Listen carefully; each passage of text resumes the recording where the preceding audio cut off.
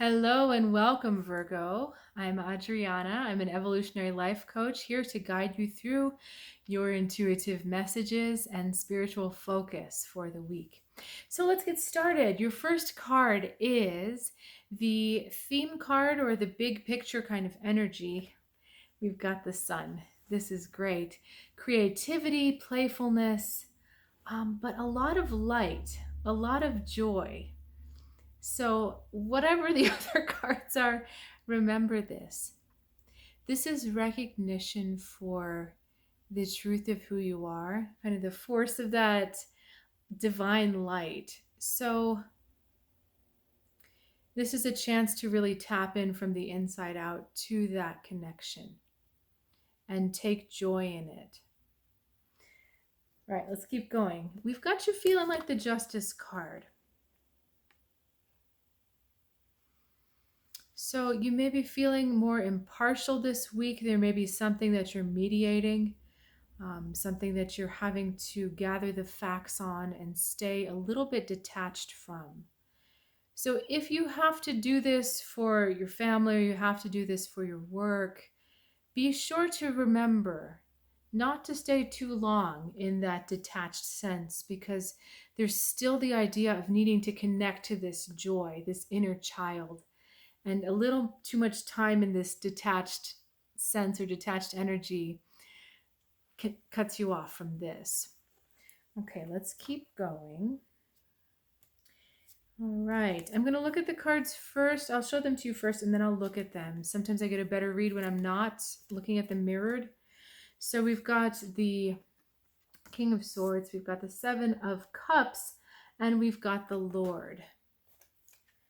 A lot of strong male energy here and a lot of upright energy happening. All the figures in all of these, you see how there's just this pull to be upright. The baby, the child is upright, the sword is upright, the sword is upright, the staff he's holding is upright. So it's the idea of this, the backbone, needing to be the pillar, needing to be the backbone of something. I think either you're too much in this role or you're being relied too much on in this role to be that support, to be the spine, to be that upright pillar of the community, right? So to be the one with the moral high ground. In that energy where you're having to obtain or where you're having to uphold and to deal in the realm of standards of right and wrong, in all of that stuff, we lose the idea of flow.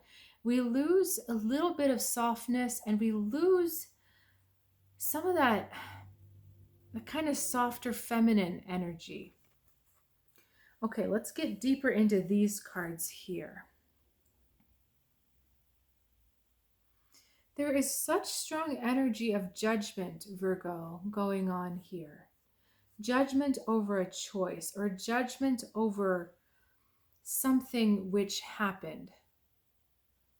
I feel like this guy is on the jury and these are the judges, or I'm sorry, this guy's in the witness box. No, you can tell I watch a lot of trials.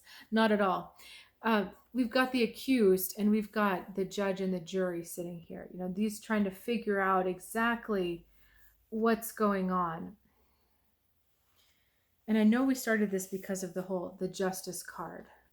But can you see all of these cards are just so similar?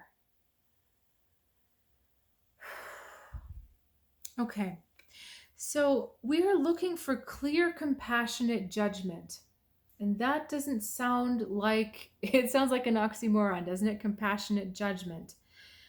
Not upholding judgment from the head of saying, okay, well, this was clearly wrong, but trying to understand where the other person was coming from, why the other person made the choice they did. The Seven of Cups card, it's maybe they didn't make the best choice, you know? They had all these choices available. They had one good choice. All these other choices available. But why did they make that choice? What caused them to make that choice? When you examine their motive and intention for making that choice, you're going to feel a much deeper sense of compassion for them. And you're also going to understand how to set up the appropriate consequences. That's our Lord here. That when you know exactly what it is, why they did what they did, then you know what to do. So I'll give you a silly, brutal kind of example. In ancient times, the punishment for stealing was that you would get your hand cut off, right? Because it was the hand that took, it was the hand that stole. But cutting off the hand doesn't take away the desire to steal. It only takes away the mechanism by which one can steal. The desire to steal is still in there. And from a spiritual perspective, stealing means that you are believing in a lack mentality, that you don't have enough and that you feel you have to take from someone else to get it. So cutting off the hand or stopping the behavior at the surface level doesn't change what's on the inside. It doesn't change the intention. And either the guy with no hand is going to figure out how to steal with the other hand, or he's going to convince other people to steal for him, because that intent or that impulse is still inside. This is why it's so important to look at your situation here, this person, or possibly this is yourself you're looking at with compassionate judgment. So you've got a clear head. You're not softening what the other person did, but you're looking into why they did it, what their motive was, what their intention was. And when you understand the intention, you can truly treat the problem. You can truly make healing happen. You can have a solution appear. Because otherwise, you're just treating the circumstance. So, it's funny, and if you're returning to this channel, you might have heard me talk about my cat before. But cats are not like dogs. You can't train a cat the same way you can train a dog. If you don't want your cat somewhere, you have to make it so that the cat doesn't want to do it. For instance, if you don't want your cats to jump up on a counter, you have to put something on the counter that makes it unpleasant for them to be there.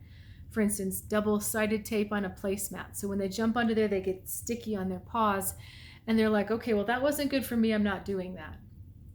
You can't just do things that you can do with dogs, like spray water at a cat when they do something bad, because that doesn't change their desire.